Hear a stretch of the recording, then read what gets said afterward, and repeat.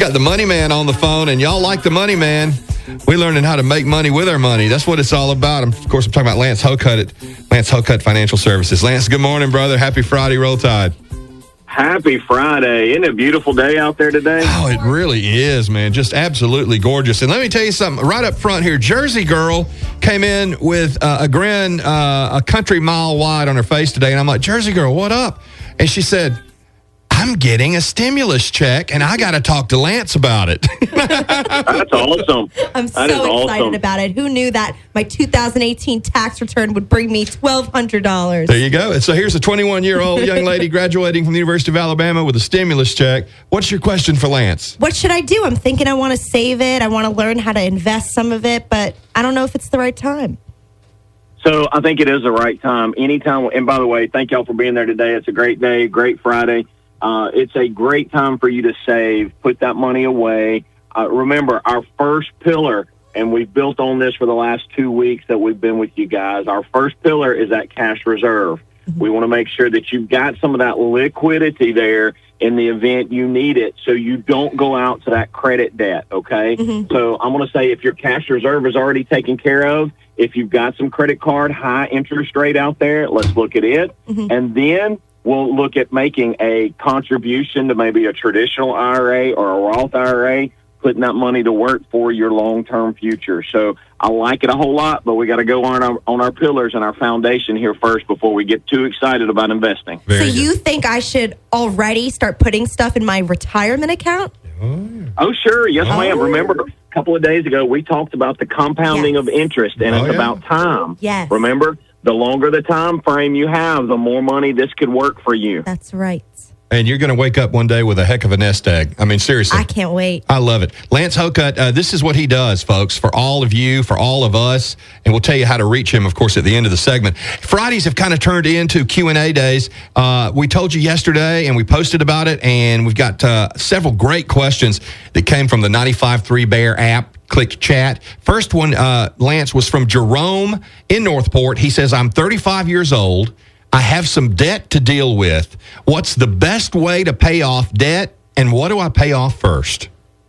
You know, I think we're going to call Fridays Get Out of Debt Fridays. Love what it. do you think? I like it. I like the idea. Yeah, help a lot of people. Let's go with it. Yeah. So, Jerome, that's a great question, and we want to start. Remember when we talked about the rule of 72, guys? The rule of 72 works positive for when you're saving money.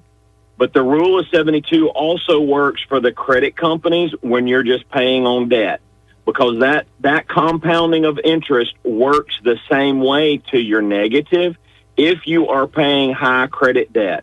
So in that example, when that money was doubling every 6 years or at a 12% rate of return, you remember that? Yes, if sir. you've got a 12% interest rate, guess what your credit amount is doing as well? It's doubling.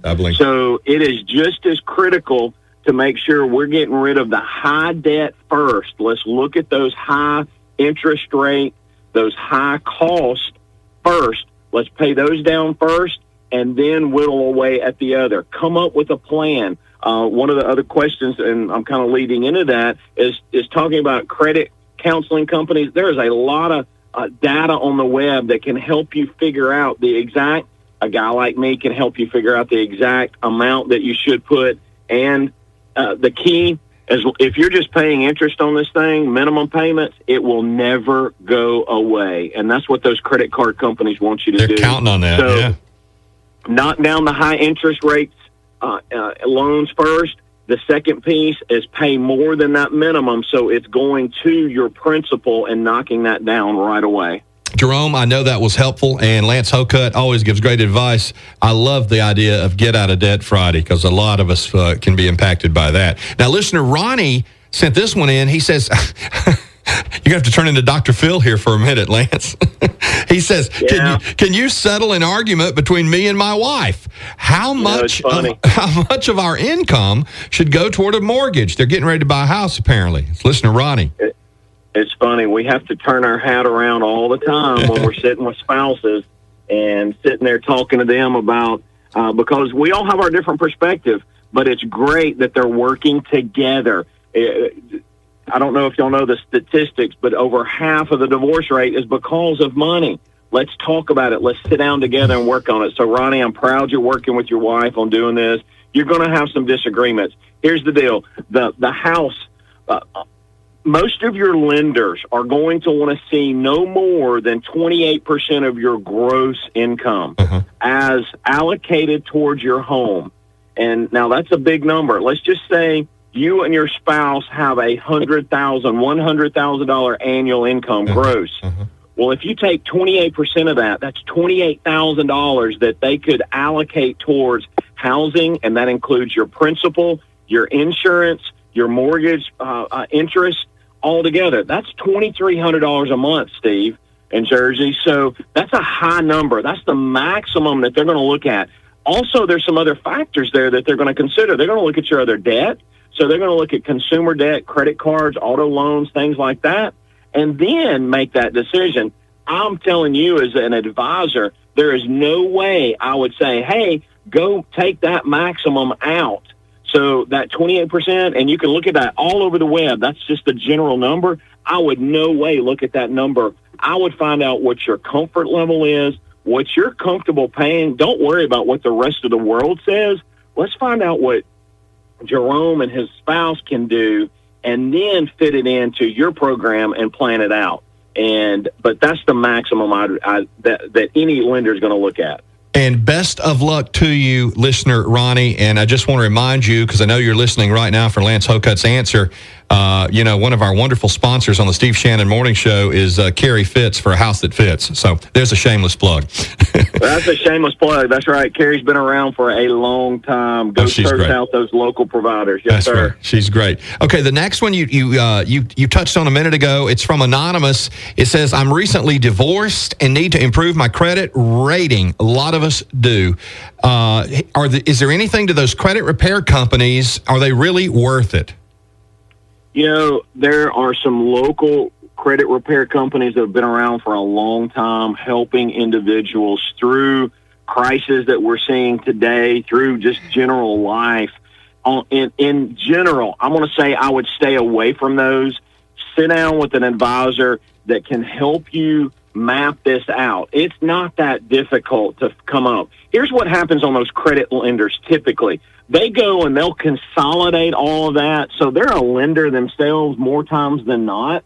So they'll take all your debt, they'll add it all together, they'll consolidate it, and then give you a monthly payment so you're paying them instead of a whole bunch of people. I see. That could work if you're just overwhelmed.